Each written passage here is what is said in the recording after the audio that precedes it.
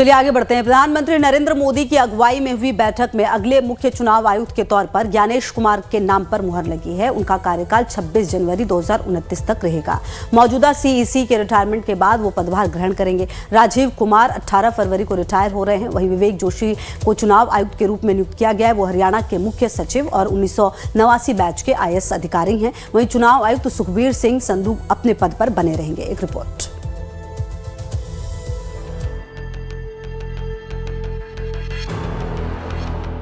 देश के अगले chief election commissioner Gyanesh Kumar होंगे। पीएम मोदी की अध्यक्षता में हुई बैठक में गृह मंत्री अमित शाह और लोकसभा में नेता विपक्ष राहुल गांधी शामिल हुए। इसी पैनल की सिफारिश पर नए सीईसी की नियुक्ति हुई। मिली जानकारी के मुताबिक नए सीईसी के लिए 5 नामों की सूची दी गई थी, लेकिन राहुल ने नामों पर विचार करने से इनकार कर दिया था। बैठक के बाद राहुल गांधी ने डिसेंट नोट जारी किया था। इसमें उन्होंने कहा था कि मामला सुप्रीम कोर्ट में लंबित है, इसलिए ये बैठक नहीं होनी चाहिए थी। लेकिन बैठक के बाद ज्ञानेश कुमार को लेकर सहमति बनी और ज्ञानेश कुमार के नाम पर मुहर लगी। और चलिए अब आपको बताते हैं कि कौन है ज्ञानेश कुमार। ज्ञानेश कुमार का जन्म 27 फरवरी 1964 में हुआ। उन्होंने अपनी शिक्षा बीटेक IIT कानपुर से करी। वहीं अगर करियर की बात करें तो 1988 बैच के IAS केरल कैडर रह चुके हैं। केरल SC/ST डेवलपमेंट कॉर्पोरेशन के मैनेजिंग डायरेक्टर रहे। चुनाव आयुक्त बनने से पहले गृह मंत्रालय में एडिशनल सेक्रेटरी रहे। संसदीय कार्य मंत्रालय में सेक्रेटरी रहे। इसके अलावा UPA सरकार के दौरान रक्षा मंत्रालय में तैनात रहे। ज्ञानेश कुमार के नाम पर मुहर लगने से पहले मामले पर सुप्रीम कोर्ट में 12 फरवरी को सुनवाई भी होनी थी, लेकिन केस लिस्ट नहीं होने के चलते इसकी तारीख बढ़ा दी गई।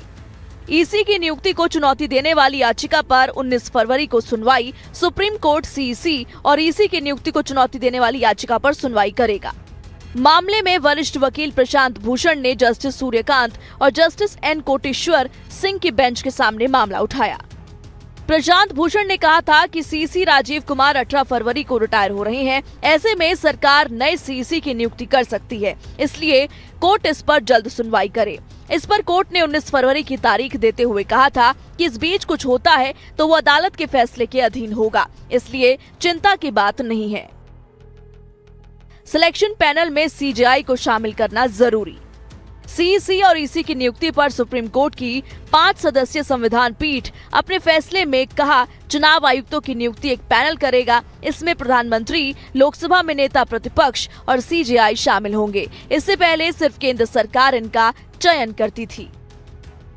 ये कमेटी CEC और EC के नामों की सिफारिश राष्ट्रपति से करेगी। इसके बाद राष्ट्रपति मुहर लगाएंगे, तब जाकर उनकी नियुक्ति हो पाएगी। कोर्ट ने यह भी कहा कि यह प्रोसेस तब तक लागू रहेगा जब तक संसद चुनाव आयुक्तों की नियुक्ति को लेकर कोई कानून नहीं बना लेती।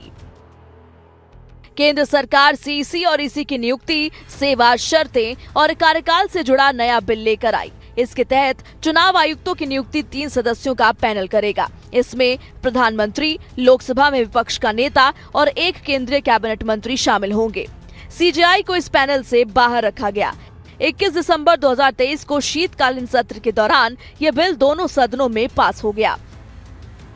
बहरहाल अब ज्ञानेश कुमार के नाम पर मुहर लग चुकी है और 18 फरवरी को मौजूदा मुख्य चुनाव आयुक्त राजीव कुमार रिटायर हो रहे हैं, जिसके बाद ज्ञानेश कुमार पद की गोपनीयता की शपथ लेंगे और पदभार संभालेंगे।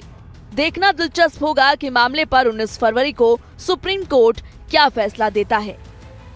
Bureau report, live times.